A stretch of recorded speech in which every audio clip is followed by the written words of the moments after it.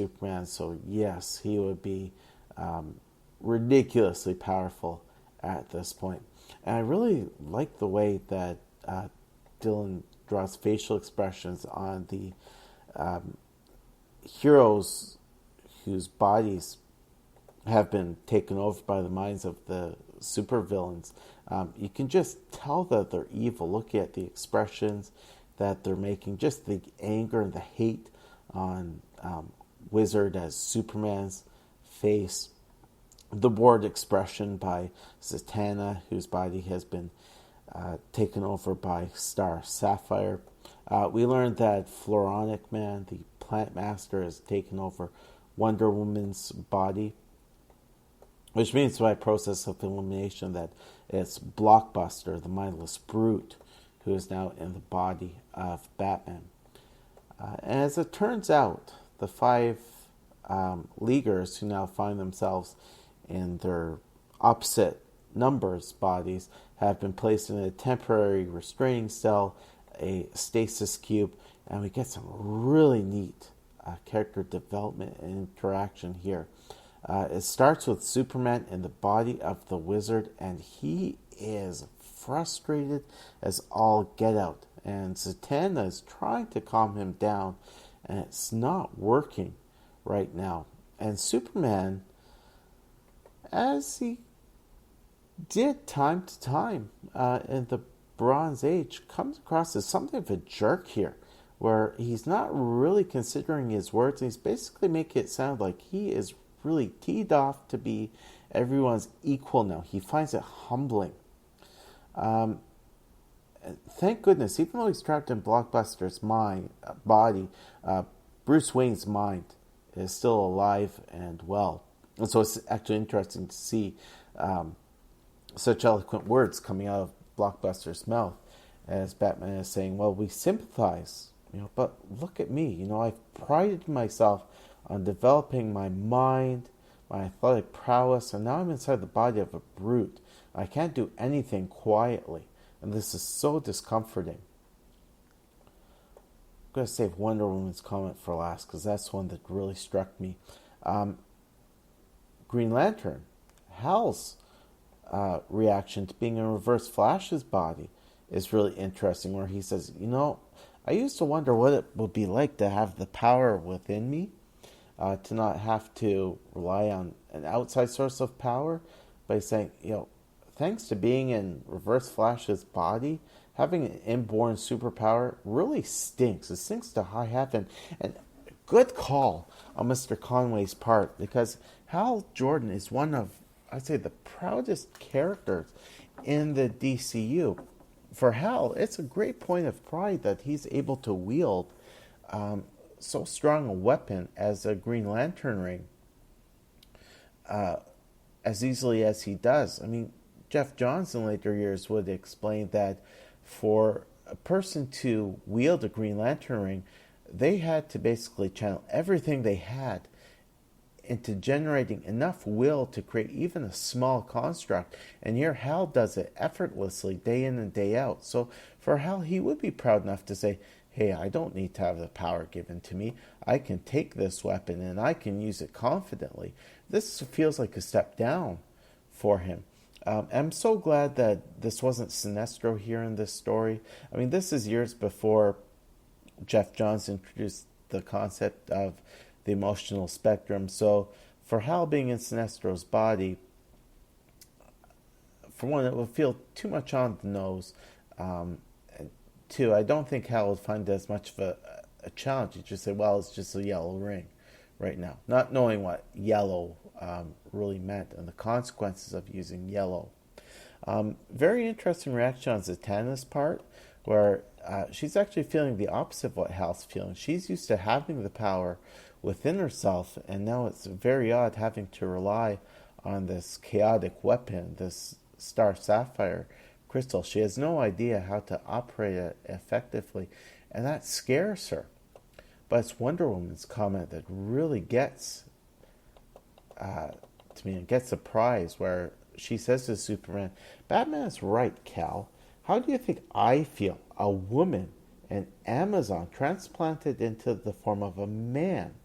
not even a human male, but a weird sort of a man. This strikes on a couple of levels. One, for Wonder Woman, her femininity is a very important part of her character. For the others who have had their bodies swapped, at least they've been swapped into somebody who's of the same gender.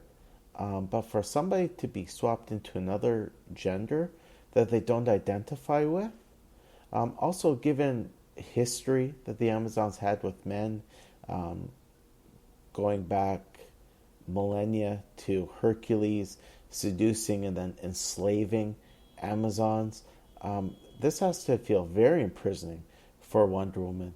And then on top of that, Floronic Man, yeah, he's called a man, but he's not really a man entirely.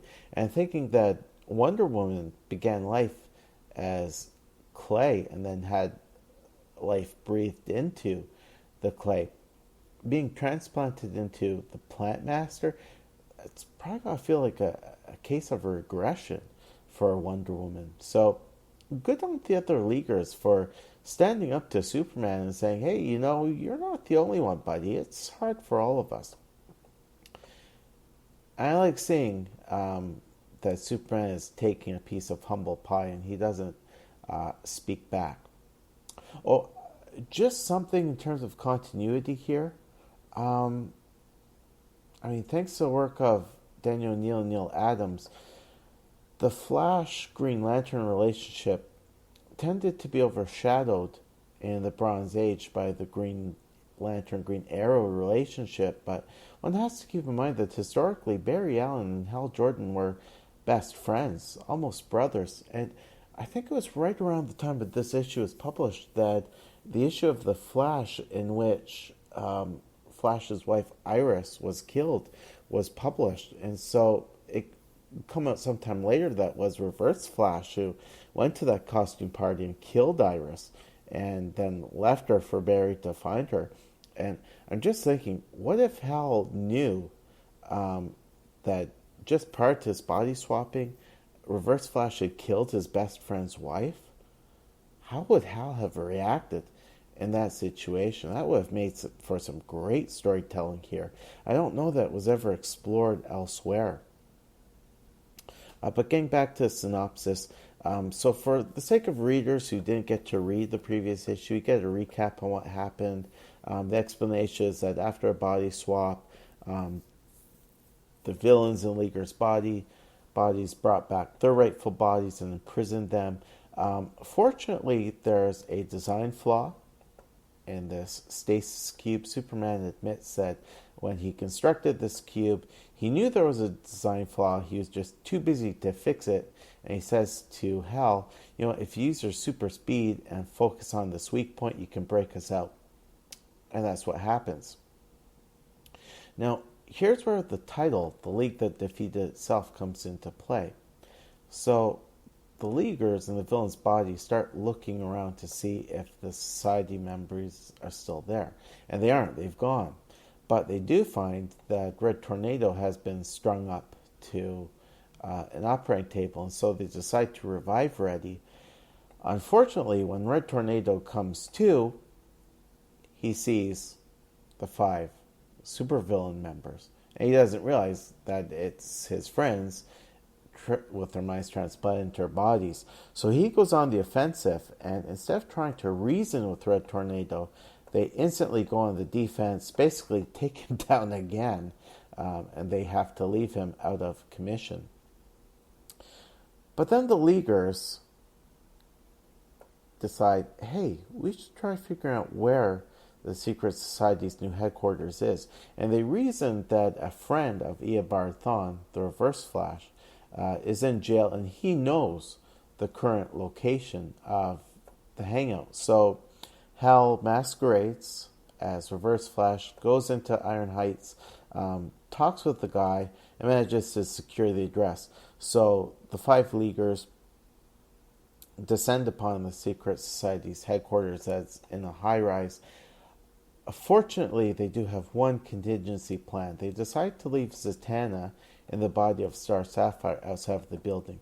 So in case anything goes wrong, at least one of them will be free to go back and get some help. And it's a good thing they go through with this, because the 4 Leaguers and the society members' bodies enter the headquarters, where they're quickly ambushed by the combined Justice League. So not just the secret society members in the Leaguers' bodies, but the remainder of the Justice League. Before I talk about one very key panel on the last page of this issue, first off, we see the rest of the League.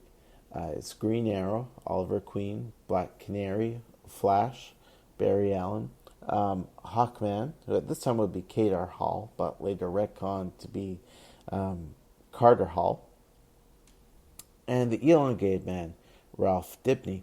And in this panel, it's actually neat, because we see the Leaguers in these, or we see the villains in the Leaguers' bodies on the right side of the panel. On the left side of the panel, we see the rest of the League, and that's something important for what I'm going to talk about later.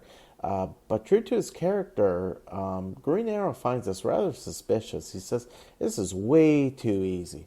How did you guys find this place? Like, did you just come across it by luck? Like, this is way too easy to take these guys down." And Superman says, "What's the problem? It's a long story. Just leave it for later." And so Ollie plays dumb. And he says, "Okay, Supes, we'll talk about it later." But in his head, he's thinking, no. Something's going on here. It's not right. I need to keep an eye on these guys. As in the conclusion, quote-unquote, Hal Jordan is scooping up the society members to get taken away again, while outside the building, Zatanna and the body of Star Sapphire is shaking. And we're told to be concluded.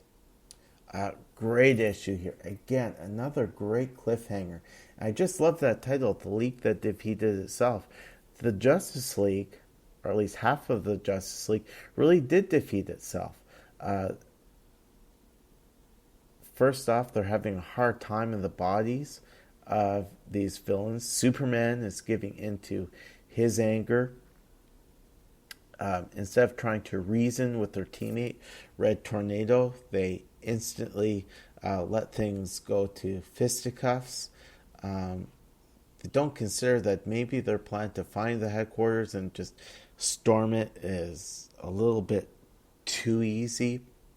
So really the League does defeat itself in the end, and we do have to fear for Green Arrow and the other Leaguers, who on a power level can't even stand up to Superman on an ordinary day, given how ridiculously powerful the Earth 1 Superman was.